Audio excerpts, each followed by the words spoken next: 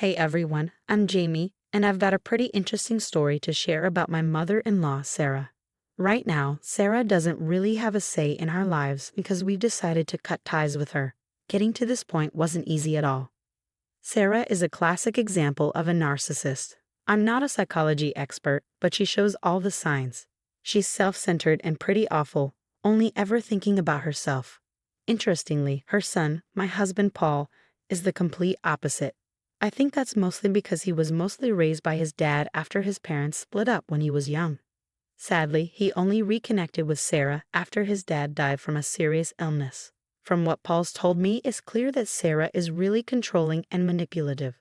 Paul once told me, "Jamie, my mom expects so much from me. She thinks she's entitled to everything I have and expects me to take care of her forever."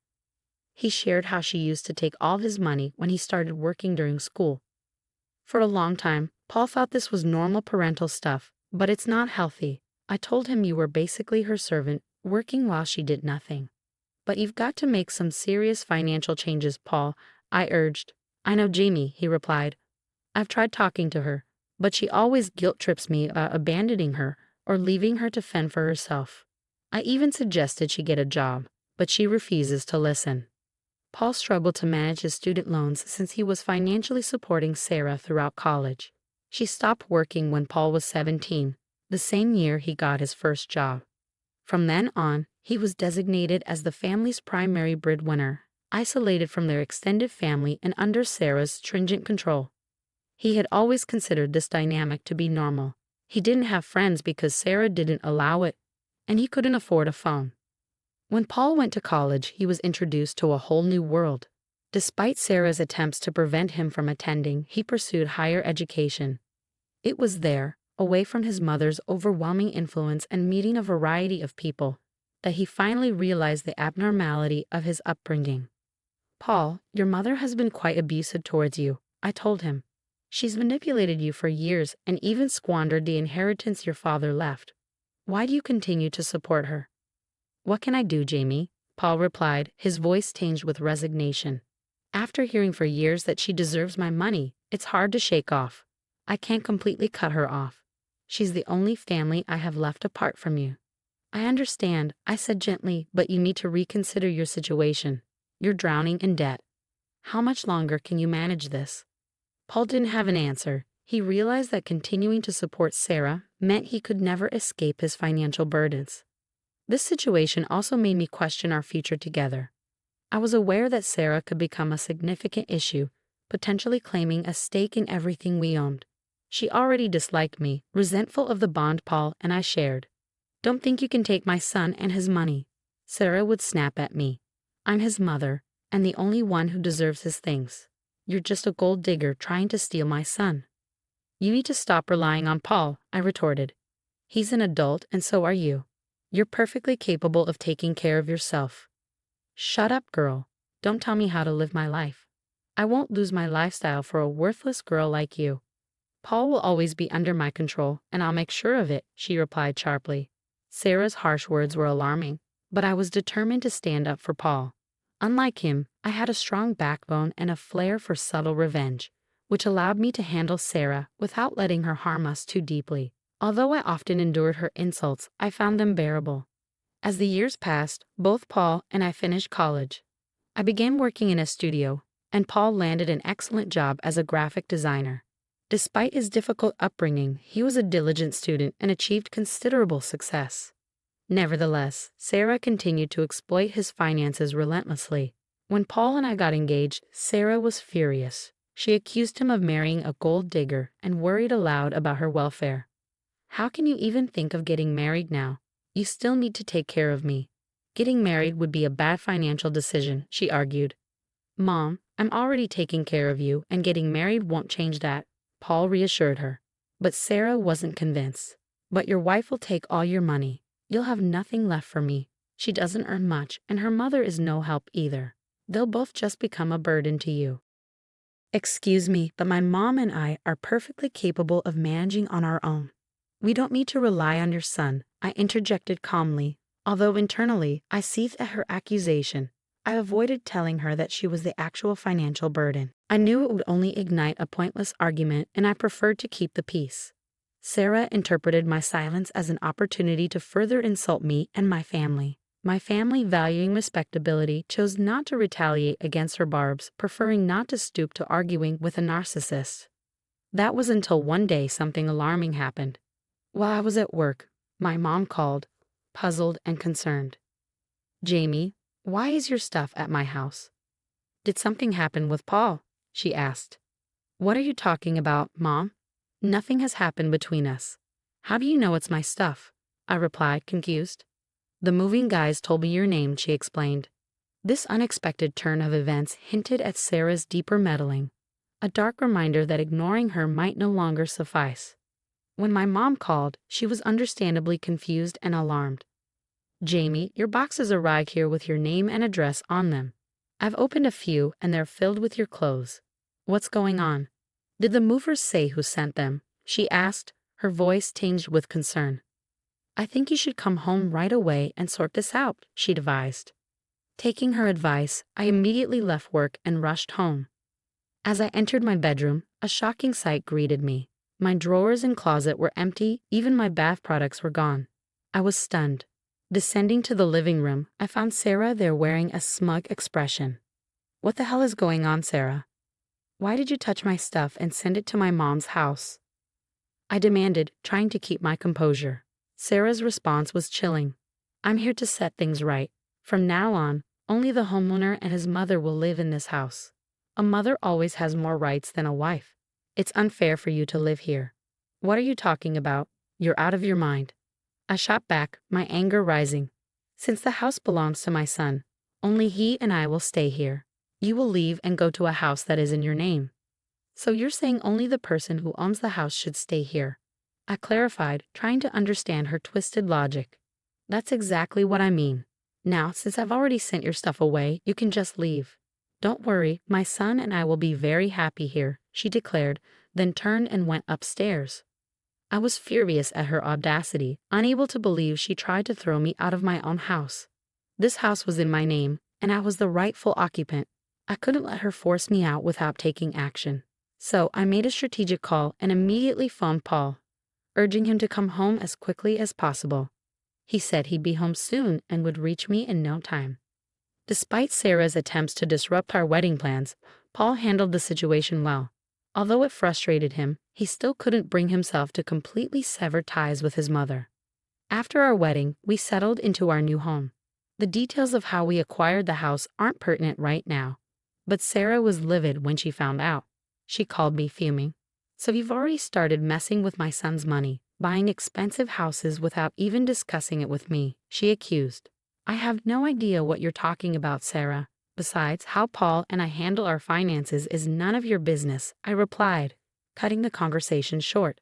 Her resentment was palpable. "You think you can live in a big house while I'm stuck in this small rented apartment? Mark my words, Jamie, you won't enjoy my son's house alone." At the time, I didn't take Sarah's threats seriously. She had a habit of making such dramatic statements, and I had also developed a habit of ignoring her and not giving her the reaction she wanted. I relayed to my mom when she arrived at our house to check on the situation.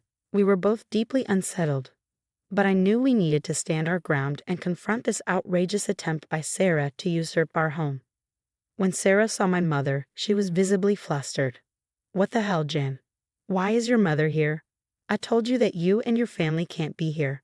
"I've already sent your stuff to your mother's place," Sarah exclaimed. "Then why is she here?" I replied with a smirk. "Well, you said that from now on, only the homeowner and the mother can stay here. So I called my mother and invited her over. This house is owned by my son. You should not be here," Sarah countered sharply. "I demand you to leave as soon as possible." I couldn't help but laugh, finding the irony too delicious, and my mother joined in. Though I was angry, the laughter was a welcome relief because I knew what needed to be clarified next.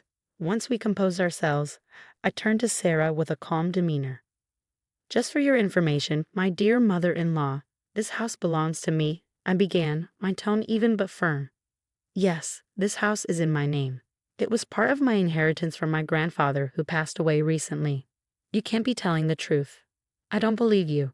This house cannot be yours. I know my son got this house for you, Sarah spluttered, disbelief etched across her face. Just wait till he comes home and shows you your place.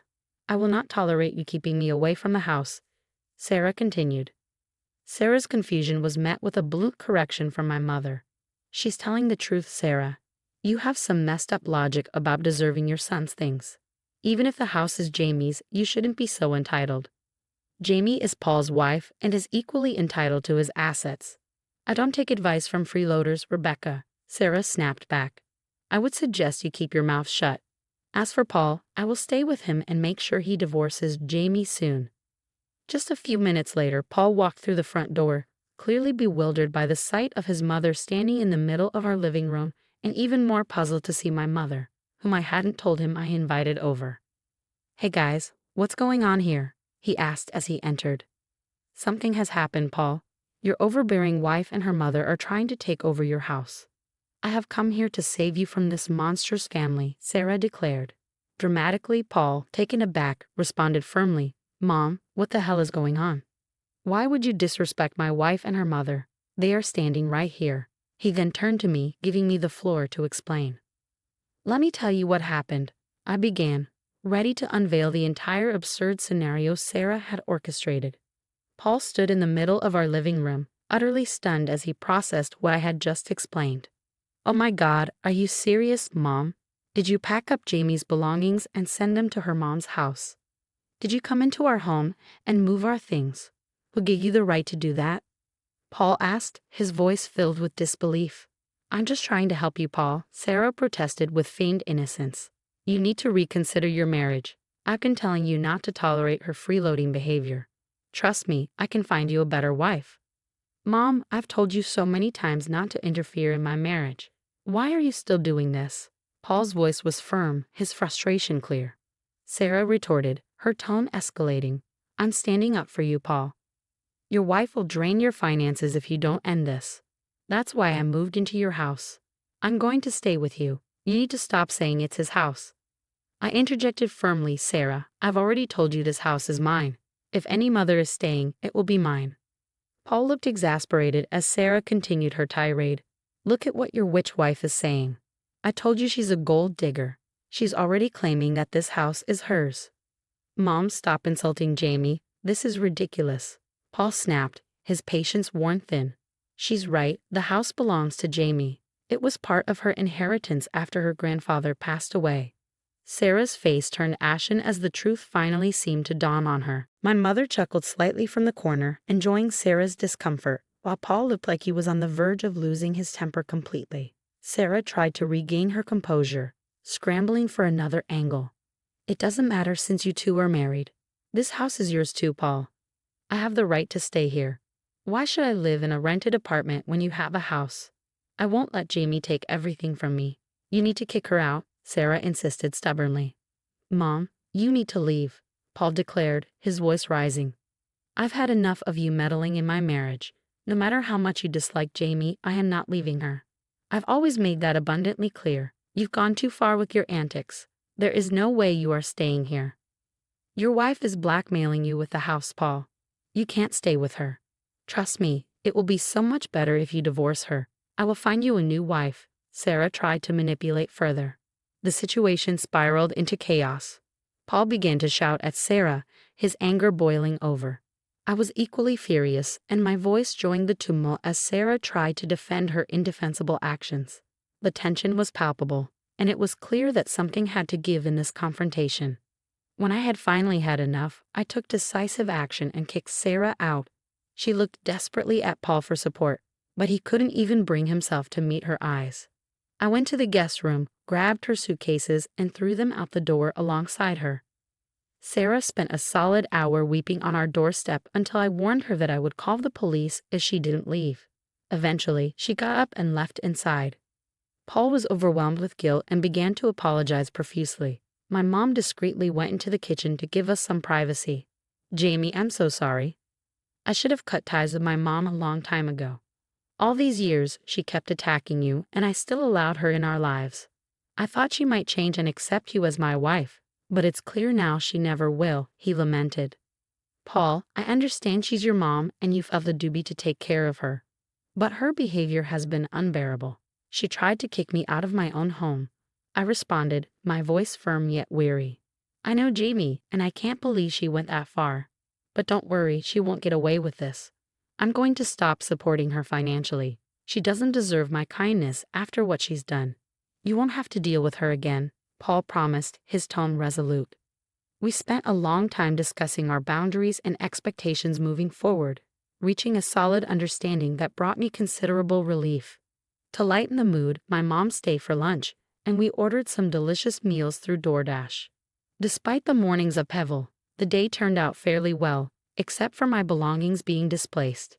It was satisfying in a way to finally show Sarah that her behavior was unacceptable. My mother had spoken to the moving company when they arrived at her place and explained the situation. They agreed to return my belongings, though it would take some time. In the meantime, Sarah didn't cease her attempts to stir trouble. She bombarded Paul with calls and sent me a flurry of texts accusing me of controlling him and forcing him to cut her off. I showed all her messages to Paul, who was livid and found himself in several heated exchanges with his mother over the following days. It felt like we were trapped in an endless cycle. That cycle finally broke when we decided it was time to take legal action. We reported Sarah to the police, pressing charges of trespassing, theft, and harassment. The police were quite taken aback by the extent of her actions and took our complaint seriously. Sarah might not have been violent, but her actions were far from rational. After the incident, we informed her that we had filed a police report and our lawyers began the process of obtaining a restraining order. However, this didn't deter her. She showed up at our house, furious and unapologetic. How dare you file a police report against me? I'm your mother, and I deserve respect. Paul, you can't do this to me, she screamed at us. I'm done being quiet every time you overstep. What you did was a criminal offense. I don't care what the law says. I'm entitled to be in this house. You've even stopped paying me money. I have nowhere to go. You know I ended my lease to live here. I demand you let me in and remove the police report. She continued, her voice filled with rage. That will never happen, Mom.